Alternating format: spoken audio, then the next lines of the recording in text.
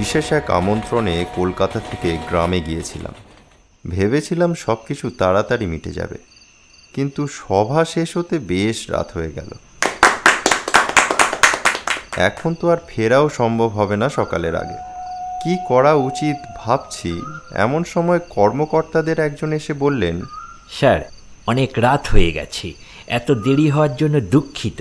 আজ রাতটুকু এখানে কাটিয়ে নিন, কাল সকাল হলেই আপনাকে স্টেশনে পৌঁছে দেব। কিছু করার নেই দেখে অগত্যা রাজিই হয়ে গেলাম। আচ্ছা, ঠিক আছে।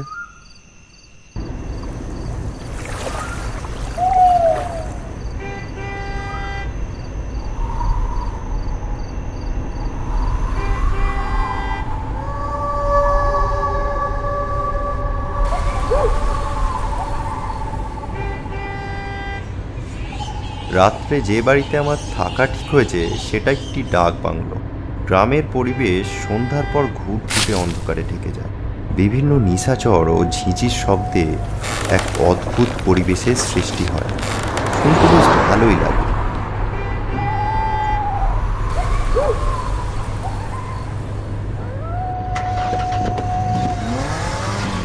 কিছুটা যাওয়ার পর এক বিপত্তি উৎপন্ন হলো।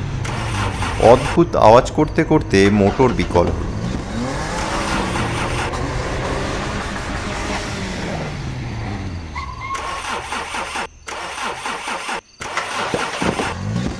আধ ঘন্টা ধরে অনেক চেষ্টা করেও মোটর চালু করা গেল না। গাড়ি থেকে নামলাম। বেশ নির্জন একটি জায়গা, চারিদিক কেমন যেন এক নিস্তব্ধতায় মোড়া। ঘড়িতে তখন রাত 11:10। কর্মকর্তা বললেন, এ ভারী মুশকিল হলো দেখছি, গাড়িটা খারাপ হওয়ার আর সময় পেল না। কি হলো? ঠিক বুঝতে পারছি না স্যার, মেকানিক ছাড়া মনে হয় না ঠিক হবে বলে। আচ্ছা, ডাক বাংলো এখান থেকে কত দূর? এখনো অনেকটাই যেতে হবে স্যার, 5-6 মাইল তো হবেই। তাহলে এখন উপায়? এক কাজ করা যাক, সামনেই রাজা বাহাদুরের বাড়ি, রাতটা বরং সেখানেই কাটিয়ে নিই, কাল সকাল হলেই আমরা পেরিয়ে পড়ব। আচ্ছা।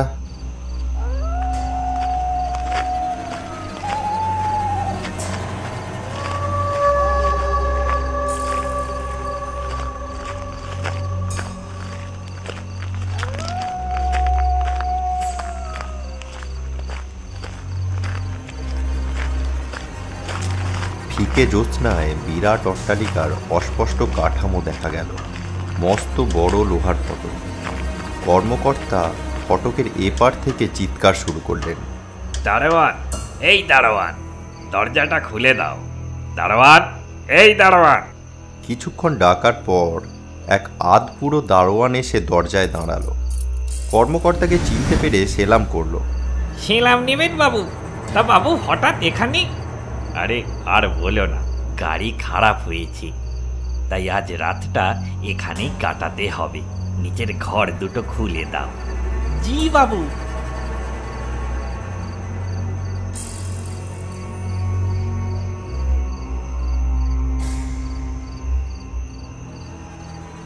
দারোয়ান কোমরে বাঁধা চাবির গোছা থেকে চাবি বের করে দুটো ঘর খুলে দিল। একটা ঘরে আমি, আর একটা ঘরে কর্মকর্তা। ঘরের মধ্যে পা দিয়েই বুঝতে পারলাম ঘর রীতিমতো ঝাড়পোছ করা হয়। কোথাও এক তিল ময়লা নেই। উঁচু খাট, তার উপর পরিষ্কার বিছানা, দুটো বালিশ। সারা রাত বাতি জেলে আমার ঘুমানো অভ্যেস। অন্ধকারে একবারেই ঘুম হয় না। সারা দিনের ক্লান্তিতে শরীর আর বইছিল না। বাতিটা জেলে রেখে বিছানায় শুয়ে পড়লাম।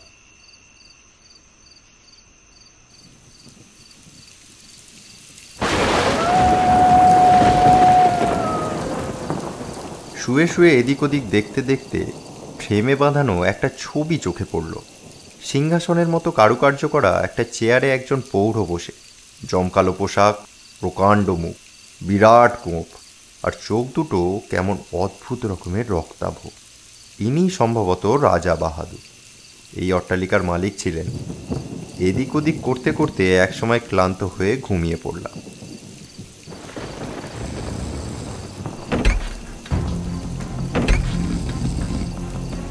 হ্যাঁ,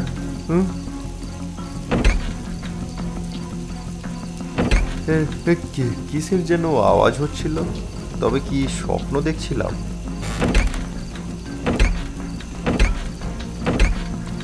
এত রাতে কে দরজা ঠেলছে? তবে কি কোনো কারণে কর্মকর্তা কিংবা দারোয়ান ডাকছে? একবার দেখি তো।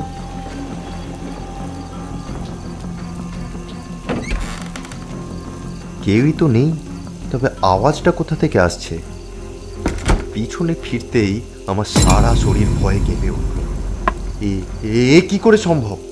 আমার মধ্যে ভয় জিনিসটা নেই, কিন্তু চোখের সামনে এমন এক দৃশ্যকেই বা অস্বীকার করি কি করে? ছবির ফ্রেমটুকু রয়েছে, কিন্তু রাজা বাহাদুর নেই। ছবির ঠিক নিচে রাজা বাহাদুর বসে, এক পোশাক, এক ভঙ্গি, চোখগুলো যেন রক্তাভ হয়ে জ্বলছে, নিশ্চল, নিথর। হাতের মোষের শিঙের ছড়িটা মেঝের ওপর ঠুকছেন। আমার মনে হলো সমস্ত শরীরের রক্ত জমে বরফ হয়ে গিয়েছে। চিৎকার করার শক্তিও হারিয়ে ফেলেছি। বাইরে ঝড়ের গতি আরও উদ্দাম। হঠাৎ এমন সময় শব্দ করে দরজা খুলে গেল। হাওয়ার ঝলকের মধ্যে রোগা লিকলিকে চেহারার একজন ঘরের মধ্যে এসে ঢুকল। লোকটা রাজা বাহাদুরের সামনে গিয়ে দাঁড়াতে ভ্রুকুটি ফুটে উঠল। কে? আমি। আমি কে? চিনতে অসুবিধা হচ্ছে বুঝি? এত হেয়ালি আমার পছন্দ নয়। আমি আমি ঠাকুর প্রসাদ। ঠাকুর প্রসাদ? এখানে এত রাতে কি দরকার? আমার ছেলে শিবপ্রসাদ কই? শিবপ্রসাদ? তা আমি কি করে জানবো? হ্যাঁ, তুমি জানো। তোমার লোক তাকে ধরে এনেছে। আমার খাজনা বাকি ছিল, 2 সাল ধরে দিতে পারছিলাম না, তাই তাই তোমার লোক আমার ছেলেকে ধরে এনেছে। বলো বলো, কোথায় আমার ছেলে? মনে হলো রাজা বাহাদুর যেন একটু অস্বস্তি বোধ করলেন। একবার খোলা দরজার দিকে দেখলেন, এই আশায় যদি তার কোনো পেয়াদা এ ঘরে এসে পড়ে। কিন্তু না, কেউ এলো না। এই গভীর রাতে ঝড় বৃষ্টির মধ্যে সবাই বোধহয় নিশ্চিন্তে ঘুমাচ্ছে। কেউ এলো না দেখে রাজা বাহাদুর বললেন, আমি তোমার ছেলে কোথায় জানি না, তুমি যেতে পারো। যাবার জন্য তো আমি আসিনি। তার মানে কি বলতে চাইছো তুমি? আমি প্রথমে ভাবলাম বুঝি বিদ্যুৎ চমকালো, কিন্তু না, বিদ্যুৎ নয়। ঠাকুর প্রসাদ কোমর থেকে ধুতির আড়ালে লুকোনো এক প্রকাণ্ড ভজালি বের করলো। এ কি পাগল হয়ে গেছো তুমি? শিবপ্রসাদ কি আমার চাই, না হলে তোমাকে প্রাণে বাঁচতে দেব না। বলো শিবপ্রসাদ কোথায়? জোড়া কুঠুরিতে। বলতে বলতে রাজা বাহাদুর উঠে দাঁড়ালেন। উঠে দাঁড়িয়েই দেওয়ালে ছবির পিছনে হাত দিয়ে কি একটা টিপলেন। সঙ্গে সঙ্গে ঘর ঘর করে শব্দ। রাজা বাহাদুর সেই দিকে আঙুল দেখিয়ে বললেন, ওই যে জোড়া কুঠুরি, ওইখানেই তোমার ছেলে আছে। ঠাকুর প্রসাদ তার মরা ছেলেকে কোলে নিয়ে উপরে উঠে এলো। শিবপ্রসাদ, শিবপ্রসাদ বাবা আমার, শিবপ্রসাদ। তার কান্নার শব্দে আমার বুকের ভেতরটা কেঁপে উঠল। মরা ছেলেকে মেঝের ওপর নামিয়ে রেখে ঠাকুর প্রসাদ সোজা হয়ে রাজা বাহাদুরের মুখোমুখি দাঁড়ালো। বজ্র কণ্ঠে বলল,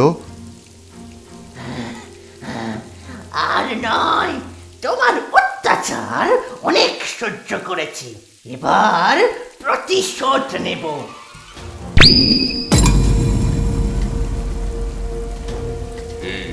কি রামলোচন, বিহারীলাল, রামলোচন! কেউ আসবে না, সবাই যাত্রা শুনতে গেছে। সেই খবর পেয়েই তো আমি এসেছি। ভগবানের নাম স্মরণ করো। ঠাকুর মশাই, ঠাকুরের নাম।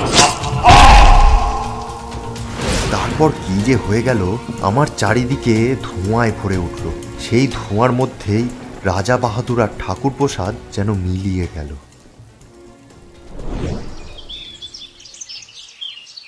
ঘুম যখন ভাঙল তখন সবে ভোর হয়েছে। বিছানা থেকে উঠেই ছবির দিকে তাকালাম, রাজা বাহাদুরের প্রকাণ্ড মূর্তি। বিছানা থেকে নেমে ছবির পিছনে হাত দিয়ে দেখলাম, চোরা কুঠুরি খোলার কোনো বোতাম দেখতে পেলাম না। মেঝে নিরীক্ষণ করে দেখলাম কোথাও কোনো ফাটল নেই। তাহলে সবই আমার মনের ভুল, কিংবা স্বপ্নে সবকিছু দেখেছি। দরজা খুলে বাইরে এলাম। গেটের কাছে দারোয়ান বসে। তার কাছে গিয়ে দাঁড়াতেই সে উঠে সেলাম করলো। বাবুজি সেলাম, ঘুম কেমন হলো? আচ্ছা, এখানে চোরা কুঠুরিটা কোথায়? চোরা কুটুরি? হ্যাঁ, যেখানে রাজা বাহাদুর প্রজাদের ধরে এনে রাখতেন। আপনাকে সব কে বললো বাবুজি? যেই বলুক, কথাটা সত্যি কিনা তুমি বলো। আমি কিছু জানি না বাবুজি। বাবার কাছে শুনেছি যে ঘরে আপনি শুয়েছিলেন সেখানে চোরা কুঠুরি ছিল, মেঝেটা ফাঁক হয়ে নেমে যাওয়ার রাস্তাও ছিল। রাজা বাহাদুর মরে যাওয়ার পর তার ছেলে গ্রামে ফিরে এসে মেঝে গেঁথে চোরা কুঠুরি বন্ধ করে দিয়েছিলেন। রাজা বাহাদুরের ছেলে এখন কোথায় থাকেন? কলকাতায় বাবু, মাঝে মাঝে 10-12 দিনের জন্য এখানে আসেন। আচ্ছা, আর একটা কথা। জি বলুন বাবুজি। রাজা বাহাদুর কিভাবে মারা গেছেন? কি হলো বলো। আমি কিছু জানি না বাবুজি। আমার বাবার কাছে শুনেছি তিনি এক প্রজার হাতে খুন হয়েছিলেন। ওই প্রজার নাম ঠাকুর প্রসাদ। স্যার, কোথায় আপনি? ও, আপনি এখানে? চলুন, মুখ হাত ধুয়ে আমরা বেরিয়ে পড়ি। সকালে কলকাতা ফেরার একটা ট্রেন আছে। তারপর অনেক বছর কেটে গেছে, কিন্তু সেই রাত্রের সেই দৃশ্যের কথা আমি ভুলতে পারিনি। এখনো মাঝে মাঝে মাঝরাতে ঘুম ভেঙে চমকে জেগে উঠি। রাজা বাহাদুরের চিৎকার কানে আসে, সঙ্গে ঠাকুর প্রসাদের উৎকট হাসি। কেউ নেই, কেউ আসবে না। ঠাকুর প্রসাদের পায়ের কাছে মরা ছেলে, হাতে উদ্ধত্ত ভজালি। সে রাতে নিছক স্বপ্ন দেখেছি, এ কথা মানতেও মন চায় না। অতীতের একটা ঘটনা আমার চোখের সামনে ঘটেছিল, এ বিষয়ে আমার কোনো সন্দেহ নেই। কিন্তু কি করে এটা সম্ভব হলো, এর উত্তর আজও আমার অজানা।